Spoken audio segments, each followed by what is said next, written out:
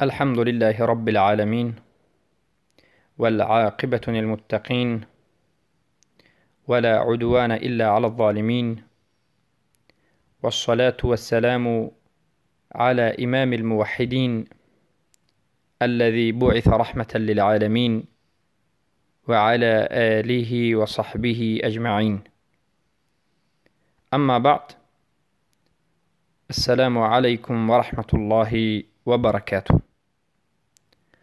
بإذن الله سبحانه وتعالى این حلقه 21 از آموزش توحید است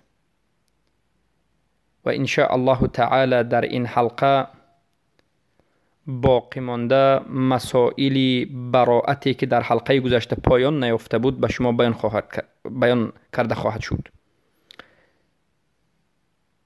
این حلقه هم به شما معنای توحید را بیان می کند. به شما معلوم گشت که توحید این کلمه خالی نیست، کلمه بی معنا نیست، کلمه قاق و خشک نیست، بلکه کلمه است که معنای بی نهایت بزرگ دارد و معنایش این یگانه و یکتا و تنها الله سبحانه و تعالی را عبادت نمودن و کفر بر طاغوت ورزیدن و براءت نمودن از شرک و کفر و مشرکین و کافرین. این توحید است. پس ما به شما در مسئله براءت صحبت کردیم. بیان نمودیم که براءت قلبی هست، یعنی با دل و با زبان و با جسم، یعنی با بدن، و به مثالهایش همه اش را بیان نمودیم. و بعد از این ذکر کردیم که مقابل براءت موالات است. براءت اگر بدبینی و ترک و ضدیت باشد، موالات است. موالات دوستداری و کمک کردن و محبت است. موالات نمودن به کافرین، موالات نمودن، دوستی کردن و محبت داشتن و کمک کردن و نصرت دادن کافرها از نظر شریعت اسلام حرام است، جایز نیست و کفر است. موالات کردنی یعنی کمک و دوستی و محبت و نصرت کافرین، این شکننده اسلام است. ما باید موالات را، یعنی دوستداری و محبت و مهربانی و کمک و دستگیری را نسبت مسلمین کنیم. برادران مسلمان خود را، خواهران مسلمان خود را، مجتمع مسلمین را کمک کنیم. اما این عبادت بزرگ موالات را نسبت کافرین نداشته باشیم. و بیان نمودیم که موالات نسبت کافرین به دو قسم تقسیم می شود. موالاتی که دوستداری، محبت، نصرت، کمکی که انسان را از اسلام خارج می کند، این دو نمود است: کبرا و صغرا. موالاتی که البته دو نمود هست، کبرا و صغرا، بزرگ و میده. بزرگش موالات کبرا، موالات بزرگ انسان را از دایره اسلام بیرون می کند. اما موالات صغرا، موالات میده، انسان را از دایره اسلام بیرون نمی کند. موالات کبرا را ما به شما بیان نمودیم که 4 نمود است: دوست داشتن کافرها به خاطر دینش، دومش پیروی و موافق شدن به کفریات اونها، پیرو شدن به کفریات اونها و موافق شدن به کفریات اونها، و سومش کمک کردن کافرها بر ضد مسلمان ها، و چهارمینش به اونها عهد و پیمان کردن بر خلاف اسلام و مسلمین که در حلقه گذشته به شما بیان نمودیم.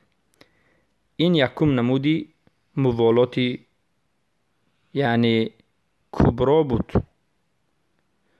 دومین نمودی موالات که انجام دادنش حرام است و جایز نیست، موالات صغرا است. موالات میده است که انجام دادن این موالات حرام است، جایز نیست، اما کسی انجام دهد کافر نمی شود. این گناه کبیر است.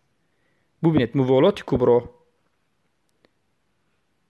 معنای موالات را فهمیدید؟ دوستی و کمک و نصرت و رفاقت و مهربانی و پیروی و نصرت. کبرا بزرگ باشد انسان را از اسلام خارج میکند، اما کوچک باشد به گناه کبیره انسان را واقع میکند و کافر نمیکند.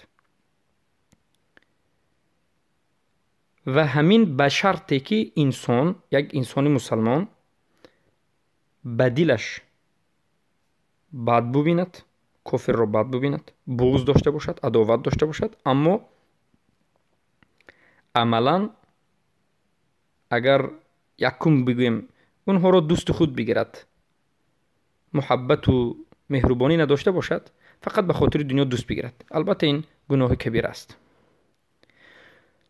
دومین نمود گناه کبیره که از نظر موالات صغرا به وجود می آید، یعنی همیشه به چهره کشاد و تبسم به اونها روبرو شدن و در حالتی که به قلبتون بد میبینید، محبت ندارید، اما همیشه چهره خود را زیبا کرده به آنها نگشتن و مهربانی کردن جایز نیست.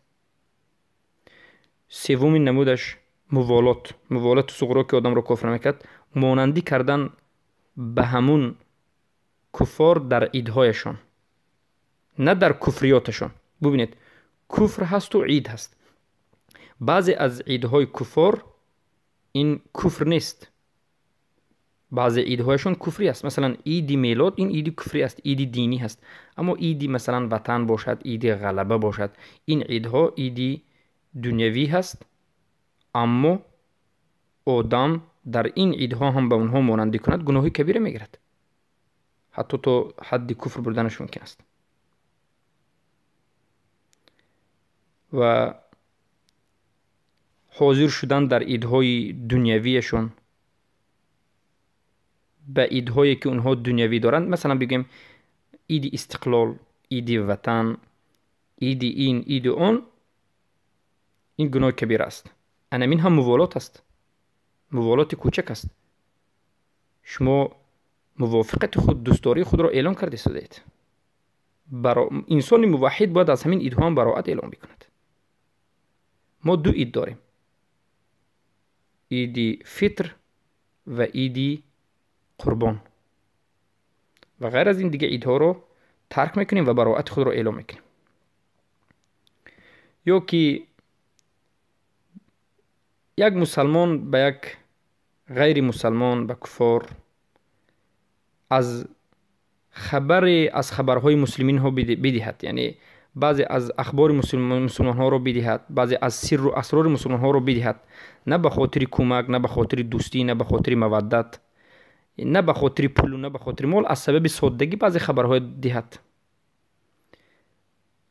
نه به خاطر ضد مسلمین، از سبب یعنی نفهمیدن. در این حالت این هم شرکی بگویم، یا که این هم کفر اصغر است، کفر دون الکفر است، کفر دون الکفر، این رو میگیم کفر اصغر و همین گناه کبیر است. بمانندی حتی در زمان پیامبر صلی الله علیه و آله این چنین قصه شده است، بمانندی حدیثی که حاطب بن ابی بلتعه، رسول اکرم صلی الله علیه و سلم میگویند که ما به مکه به فتحش قدم میزنیم، روزهای نزدیک برای فتح کردن و کشادن مکه، خلاص کردن مکه از دست مشرکین حرکت میکنیم. که در همین حالت یکی از صحابگان رسول اکرم صلی الله علیه و سلم، حاطب ابن ابی بلتعه، این خبر رو به یک نامه می نویسد و به مکه رو روانه میکند.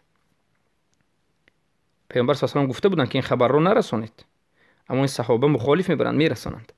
نه به خاطر کمک کردن مشرکین، نه به خاطر ضدیتشون به پیامبر صلی الله علیه و سلم، نه به خاطر محبت مشرکین، بلکه به خاطر رسانیدن خبر به اهل خانوادهش که اهل خانوادهش با پیامبر صلی الله علیه و سلم نجنگد، یا که برای خرسند کردن اهل خانوادهش. برای همین این صحابه رو هیچ کسی از علمای اهل سنت و جماعت به اجماع، یعنی عملی کفری، عملی شرک اکبری و کفر اکبر کرده است نگفتند، پیامبر هم تکفیر نکردند. این یک خبری مسلمانی که اگر دانند هم مشرکین کفر دانند هم به مسلمان ها ضرر رسانده نمیتوانند، خبر داد به غیر قصد کفر، یا بگویم به غیر قصد ضرر، به غیر قصد کفر نه، به غیر قصد ضرر رساندن، یعنی قصد ضرر مسلمان ها رو نداشت. اما همین باشد هم گناهی بزرگ است، کبیره است. یا که یکی از نمودهای نبودن براءت، قوی نبودن توحید یا داشتن موالات صغرا نسبت کفار این است که اکرام کردن اونها، قدردانی کردن اونها، به مجلس ها آوردن و در مجلس ها جای دادن و اینها را احترام کردن و به اونها نزدیک شدن. و سبحان الله امروز مسلمان های ملت تاجیک از سبب کمبغلی، از سبب ضعیف بودن اقتصاد، حتی یک اوستا، یک مردکار، یک جوان مسلمان بیچاره خانه یک روس را، یک کافر را بگویم بنا می کند و در همون حالت یک باره خودش را به همون کافر نقض نشان میدهد. سبحان الله. احترام و عزت و اکرام کردن و این چیز گناه کبیره است، از حد گذرد انسان را به کفر میبرد. یا که کمک کردن اونها، نه بر ضد مسلمان ها، کمک های شخصی که است، کمک کردن، کمک های تنهاگی، به اونها ثنا گفتن، اونها را خوب گفتن. امروز چقدر مسلمان ملت تاجیک در روسیه از همین باب گمراه شدن، میگن روس ها خوب است، بعضشون کفر میکنن، میگن اگر روس ها نباشد ما گوش نمیمونیم، که البته این کفر است. این نبودن توحید، نبودن ایمان به الله سبحانه و تعالی، این انکار توحید ربوبیت است. حتی مشرک قریش، مشرک زمان پیامبر سخن را نمیگفت، رزق را از الله میدانست، اما امروزها بعضی بی دین و بی ایمان همین سخن را هم میگد، اما بعضی دیگرش به نهایت خوب وصف میکند و وصف میکند و وصف میکند که این البته کفر است، اما کفر اصغر است، گناهی به نهایت بزرگ است. دوست گرفتن کفار، از ویها مشورت گرفتن، یا که یک مسئله به نهایت مهم اونها رو کارگر گرفتن. مثلا یک مسلمان مغازه دارد، به مغازهش عمال لازم است، کارگر لازم است.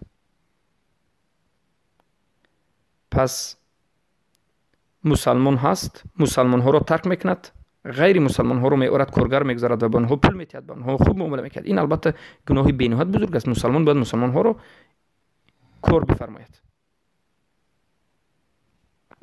و این به نهایت یک درد روز است. بعضی از مسلمان ها میگن که یعنی کسانی که پول دارند و مال دارند میگن به جای این که یک مسلمان رو بیارم و اون رو احترام کنم و به اون سخن گفته نتوانم و اون تحقیر کرده نتوانم و اون زده نتوانم، به جای این دیگر کافر میارم و اون تحقیر میکنم و میزنم، چیزی خواهم میکنم و فریب میدم. نه، این حرام است. تو باید مسلمان بیاری، مسلمان باید کارگری تو باشد، مسلمان باید از پول تو استفاده برد، مسلمان باید به عوض کار از تو مبلغ را زندگی خوب بکند. ما باید بین همدیگر همکار باشیم. یا با اونها در یک خانه زندگی کردن یا در بین اونها زندگی کردن، این همه جایز نیست، این همه گناه کبیر است، این همه از موالات صغرا است. خیلی که این همه سخنها را در کتاب‌های گوناگون، در شرح کتاب شیخ محمد ابن عبدالوهاب، سلیمان ابن عبدالله، عبدالرحمن ابن حسن، یا که حمد ابن عتیق و غیر از کتاب ها میتونید دریافت بکنید. بارک الله فیکم. حتی شیخ سلیمان ابن عبدالله، نبیره محمد ابن عبدالوهاب، در کتاب تیسیر العزیز الحمید زیاده از 20 نمودی همچنین موالات را ذکر نمودند. در کتابی حتی میتونید مجموعه التوحید هم وجود دارد. اما در یک حالت به اونها نشستن و صحبت کردن و همکاری کردن و غیره جایز است، به خاطر دعوت باشد، به غرض دعوت باشد. در حالتی که به قلبتون بد میبینید، دعوت کردن معنیش نیست که اول شما اونها را دوست دارید. نه والله، به قلبتون باید بد ببینید، در قلبتون بغض نسبت اونها داشته باشید و دعوت برای حق بکنید، معامله بکنید. و از استثنایی که وجود دارد زیارت کردن اونها به خاطر دعوت، هدیه دادن برای اونها به خاطر دعوت. هدیه یعنی از باب زیارت، وقتی که زیارت می روید به خاطر دیدن یک کافر به خانه‌اش یا که به یک جای دیگر می روید هدیه برید، به خاطر دعوت جایز است.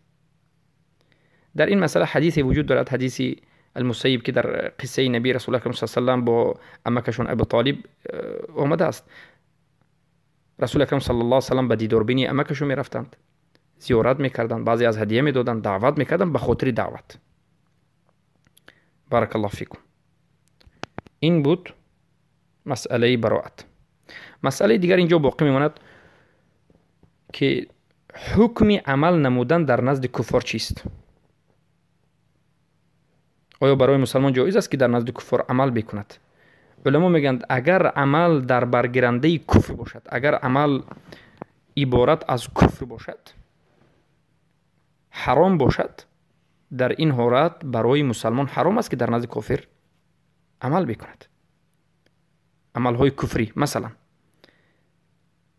به شما بگویند که به ما یک معبد سازید، بگویم سرکوف سازید که در اونجا شرک انجام داده می شود، الله دشنام داده می شود، تحقیر کرده، اهانت کرده می شود. برای مسلمان حرام است که این بنا را بپوشد، بنا بکند.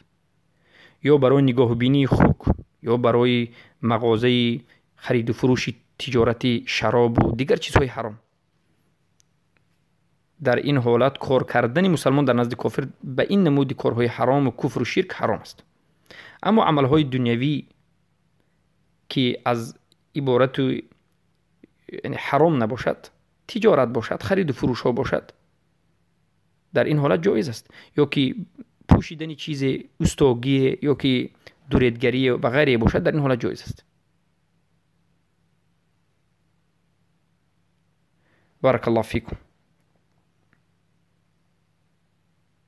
پس مسلمان موحد همیشه باید عزت داشته باشد. عزت خود را، برادران و خواهران موحدم، عزت خود را از دست ندهید. خودتون را بی‌قدر نکنید. خودتون را ذلیل و خوار و زار حس نکنید. شما عزیز هستید. به کارهای پست دست نزنید. رزق را از الله دانید. همه کاری که در همون کار ببینید که کافر در بالای سر شما عزت دارد ترک کنید.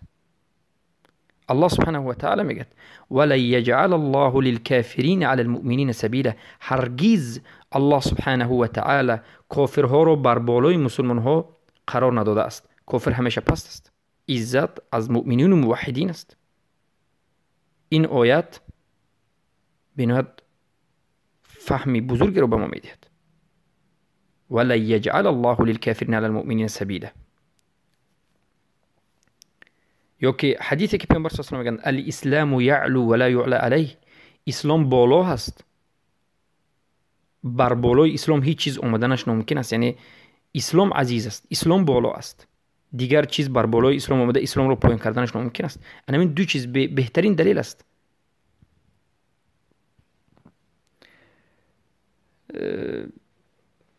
با همین حکم عمل در نزد کفار با پایین. مسئله دیگر حکم زندگی کردن با همراهی کفار. البته این به چند قسم تقسیم می شود. اگر به خاطر انسان دعوت زندگی بکند، به خاطر تاثیر گذاشتن اونها، به خاطر اظهار کردن دین، یا که در بین اونها زندگی کند، دینش را اظهار کند، یعنی توحیدش را، کفر به طاغوتش را، براءتش را، دین اونها را باطل اعتقاد بکند، توحیدش را و شعار اسلامش را از سنت های پیامبر صلی الله علیه و آله و از عقیده آشکار کند و در بین اونها زندگی کند، باکی ندارد، این مستحب است. این قسم اول. قسم دوم، اگر به خاطر دنیا در بین اونها زندگی کند، در بین کفار به خاطر دنیا زندگی بکند. البته اگر یک منطقه مسلمان باشد و شما اینو ترک کنید و به خاطر دنیا در بین کفار زندگی کنید، این حرام است. و این حدیثی اومده است که از ابی داود سنن ابو داود ذکر شده است که پیامبر صلی الله علیه و آله میگن انا بریء من سکن بین ظهران المشرکین. من بیزار هستم من براءت خود را اعلان میکنم از همون مسلمانی که در بین مشرکین زندگی میکند. مسلمین را ترک کرده است، در بین مشرکین زندگی میکند. سومین نمود زندگی کردن در بین کفار این است که مجبور در بین کفار زندگی بکند و برای هجرت کردن قدرت نداشته باشد. مجبور است، دیگر علاج نیست. در این حالت جایز است، به شرط این که به قلبش، در قلبش، در دلش اونها رو بد ببیند، بغض داشته باشد. چه که الله سبحانه و تعالی در سوره نساء 98 میگه الا المستضعفین من الرجال والنساء والولدان الذين لا يستطيعون حیله. چهارم نمود زندگی کردن در بین کفار و مشرکین این است که انسان در همون بین کفار و مشرکین زندگی کند به خاطر اینکه در همونجا تولد شده است، در همونجا این شهر اون است، این دولت اون است، این منطقه اون است. در این حالت جایز است که زندگی بکند اگر در حالتی که امین به دینش، امین به نفسش باشد و دینش رو آشکار کرده تواند، چه که گفتیم. اما در غیر این صورت دینش رو آشکار کرده نتواند، زن حجاب کرده نتواند، مرد دینش رو آشکار کرده نتواند، هجرت واجب است. بارک الله فیکم. این یک مسئله دیگر مختصرا بگیم حکم گرفتن پاسپورت های دولت های کفری چیست؟ یعنی یک مسلمان رود شهروندی یک دولت کفری بشود. بخصوص امروز تاجیکا که در دولت های روسیه حکم شهروندی میگیرند، گرچه که دولت خودشون هم کفری است، لیکن باز میگن به این دولت. این یک بار مطلقاً عام جایز است یا که جایز نیست گفتن درست نیست. این صورت‌های خاص خود را دارد، نمودهای خاص خود را دارد، حکم‌های خاص خود را دارد.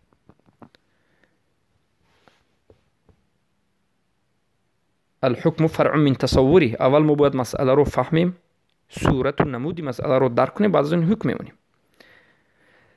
یکم نمود پاسپورت گیری بگویم یا که یکم نمودی شهروند شدن به دولت های کفری این نمود است که انسان اگر به خاطر محبت همون دولت، به خاطر دین همون دولت، به خاطر کمک همون دولت، به خاطر نصرت همون دولت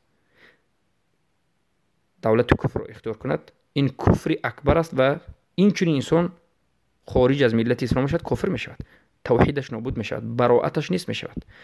این آیات های چهارگانه که گفتیم، حدیثی که گفتیم بیان میکرد که این کفر است، کفر اکبر است.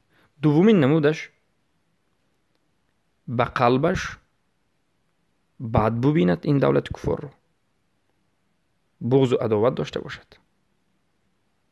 اما به خاطر ضرورت بگیرد. بعضی از اهل علم معاصرین یعنی جایز دانستند از سبب اکراه و ضرورت گیرد.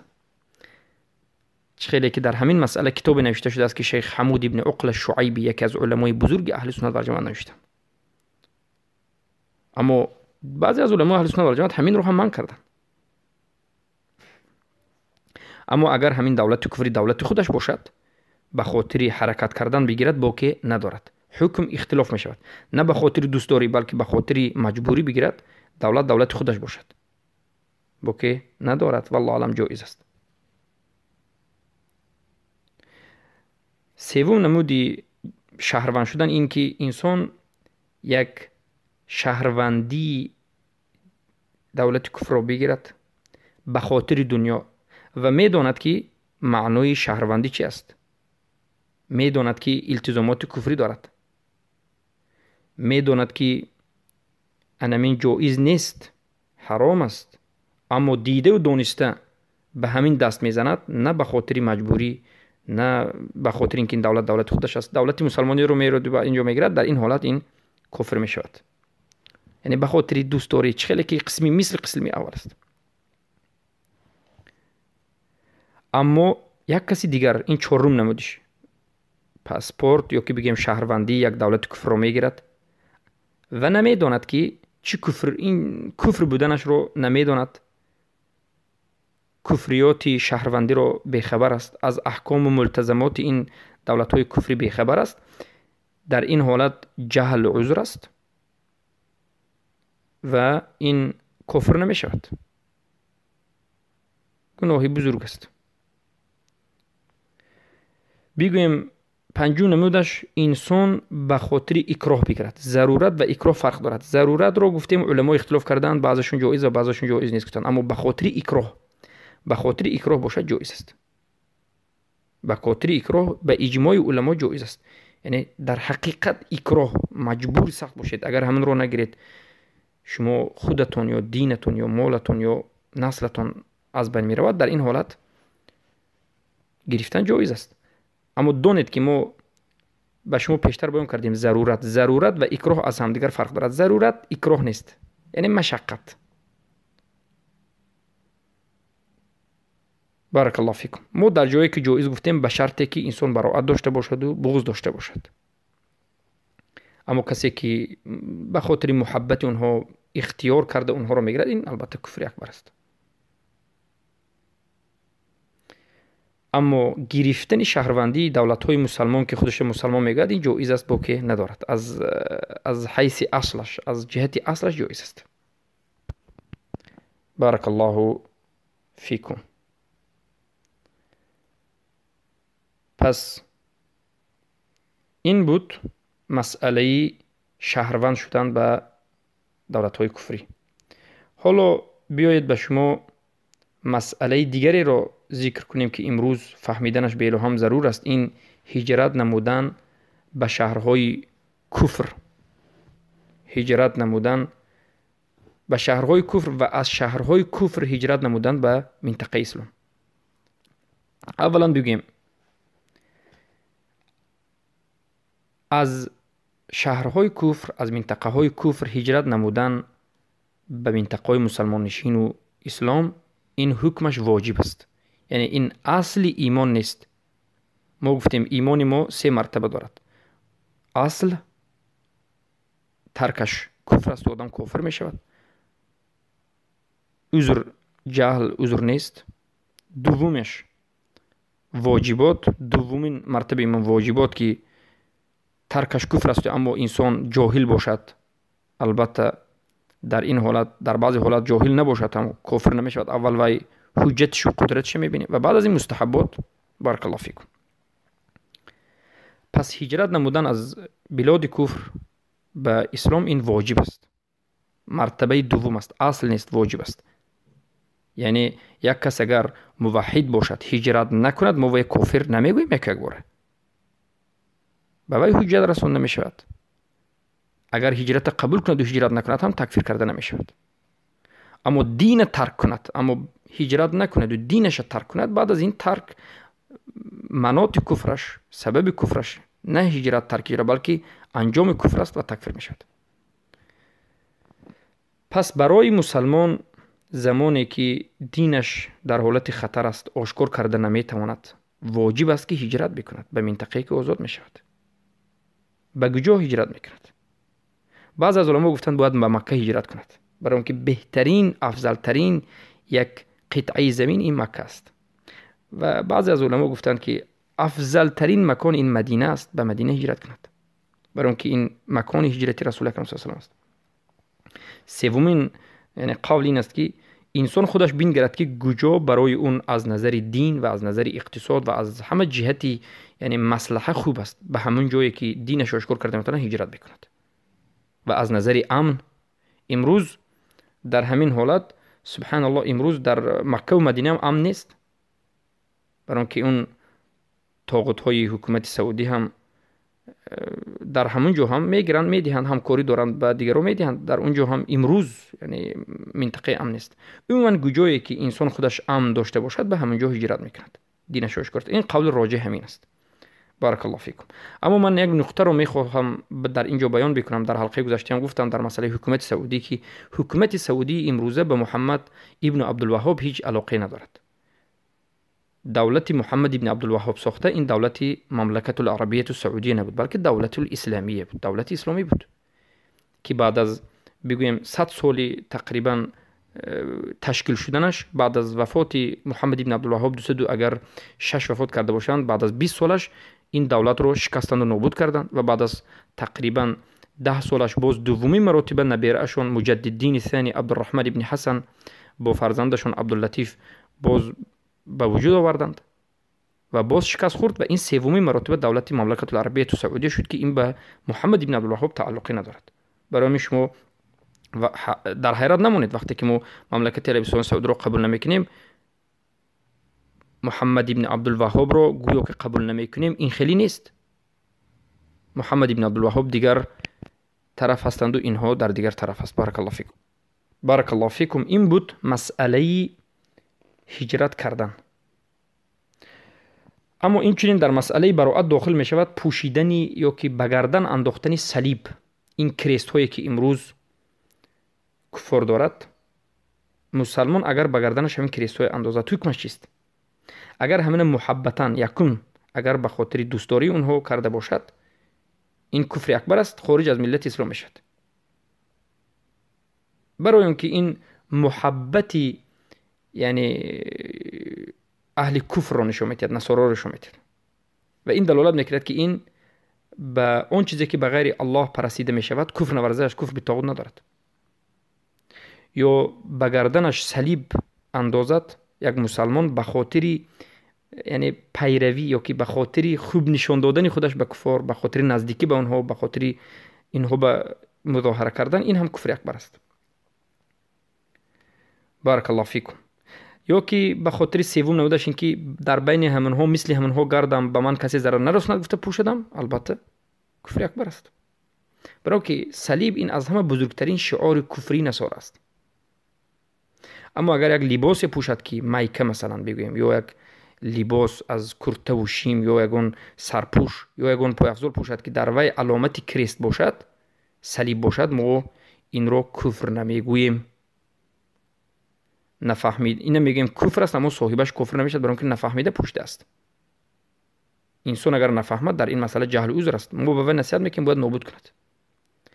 و دانید که پیامبر صلی الله علیه و سلم لم یدع شیئا، چلی که حضرت مادرمان عایشه رضی الله عنها روایت میکنند، پیامبر صلی الله علیه و سلم یگان چیزی رو که نمود صلیب داشت نمیگذاشتند، ترک نمیکردند، بلکه الا هدمه، لم یدع شیئا فی تصاویر الصلیب الا هدمه، مگر اینکه نابود میکردند. یگان چیز تشبیه به صلیب باشد نابودش میکردند. بارک الله فیکم و حیاکم الله بیاکم. پس این بود مسائل براءت و مسائل همکاری کردن و با کفار و غیره. اما سوال شود که خوبی کردن با کفار، نیکویی کردن، احسان کردن با کفار آیا در دین ما وجود دارد؟ البته کفار به چند قسم تقسیم میشن. یکم نمود کفار ذمی، اون کفاری که در بین مسلمان ها زندگی میکنند و در دولت اسلامی جزیه میدهند، زندگی میکنند.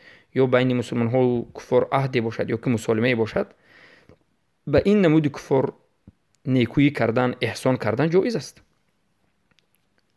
بخصوص اگر این نمود کفار همسایه شما باشد، خویش و نزدیک شما باشد یا فقیر باشد. مثلا دولتی باشد که بمانند دولت‌های خلفای راشدین ابو بکر، عمر، عثمان، علی، در این زمان بسیار از یهودی ها و بسیار از خریستیان ها در زیر دولت اسلامی زندگی، در درون دولت اسلامی همراه مسلمان ها زندگی میکرد. به قانون الله سر آورده بود. اونها هر ماه یک مقدار معین پول میدادند یا هر سال یک مقدار معین پول میدادند، زندگی میکردند در دین یهودیت و در دین خریستیان. اگر یهودها در بین مسلمان ها زندگی کردن و جزیه دادن راضی باشد، اونها رو کشتن، اونها رو زدن، ظلم کردن، فریب دادن، دروغ گفتن حرام است. با اونها نیکی کردن جایز است. یا که بین مسلمان ها و اونها عهد و مسالمه باشد، جایز است. خیلی که در سوره ممتحنه آیت 6 آمده است که الله سبحانه و تعالی میگه لا ينهاكم الله عن الذين لم يقاتلوكم في الدين ولم يخرجوكم من دياركم ان تبروهم وتقسطوا اليهم. الله شما ایمان نمیکند که اون کفرایی که به شما عهد کردند و به شما نمی جنگند یا که در اهل ذمه هستند، به اونها نیکویی بکنید و به اونها خوبی بکنید. بر علما در اینجا میگن که به اونها خوبی بکنید. دومی نمود کفاری که بین مسلمان ها و بین اونها جنگ باشد، بین مسلمان ها و بین کفار جنگ باشد. کفر اعلان جنگ با مسلمان کرده باشد. به این نمود کفر خوبی کردن و احسان کردن جایز نیست. احسان و بر کردن جایز نیست، بلکه به اینها فقط ضدیت و عداوت و البته به اونها ضرر رسانده می شود. بارک الله فیکم. مسئله دیگر اینجاست که آیا مسلمان از کافری که اهل ذمه باشد، معاهد باشد، کافری که چخیلی گفتیم به اونها نیکی کردن جایز، از همونها باشد، از یگان نمود کفر آیا هدیه قبول کردن مسلمان جایز است یا نیست؟ البته جایز است اگر وی حربی نباشد. حربی یعنی کافری که به شما جنگ نمی کرده باشد و از اهل ذمه باشد به شما هدیه بدهد، قبول کردنش جایز است در حالتی که همون هدیه حرام نباشد. هدیه حرام نباشد. چرا که پیامبر صلی الله علیه و آله از یهودی هدیه رو قبول کردن. بارک الله فیکم. این یک مسئله بود. ما چرا این مسئله ها رو بیان میکنیم؟ به خاطر اینکه شما مسئله براءت رو، مسئله موالات رو خوب درک کنید، در کجا جایز و در کجا ناجایز خوب بفهمید و توحید رو درک کنید.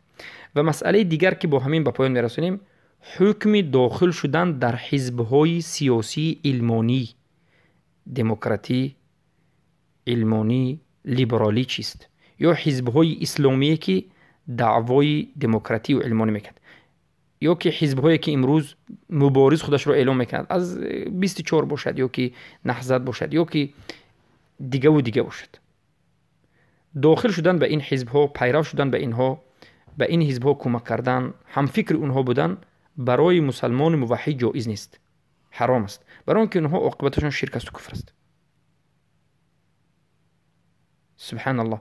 هر کسی به اونها کمک بکند داند که کمک بر ضد توحید کرده است. شعار اونها ضد توحید است و این رده است. دیده و دانسته کسی که به همون جا میرود این رده است. هر کسی که به همونها داخل بشود، فهمد که همون جایز نیست و داخل شود، داند که مخالف شریعت است، داخل شود، همون اقرار شود، به همونها راضی شود، به منهج اونها راضی شود و بگوید که شریعت ما همه شریعت است. عقیده توحید رد میکند، گویا که این حزبی عقیده توحید رد میکند، کفر به طاغوت ندارد، الولا و البرا ندارد. همین دیده و دانسته اقرار کنه درود، این مرتد میشود و از توحید بوی ندارد. انا این بود معنای توحید. معنای توحید چیست؟ معنای توحید یگانه عبادت کردن الله سبحانه و تعالی در دعا، در اطاعت، در محبت، در بزرگ شماریدن، در توکل، در همه اینها یگانه به الله سبحانه و تعالی کردن، یعنی عبادت رو تنها به الله انجام دادن. کفر بر طاغوت ورزیدن، براءت اعلان کردن براءت از کفر و شرک و کافران و مشرکین. بارک الله فیکم، حیاکم الله و بیاکم. با همین این حلقه به پایان رسید و باذن الله تعالی در حلقه آینده مسائل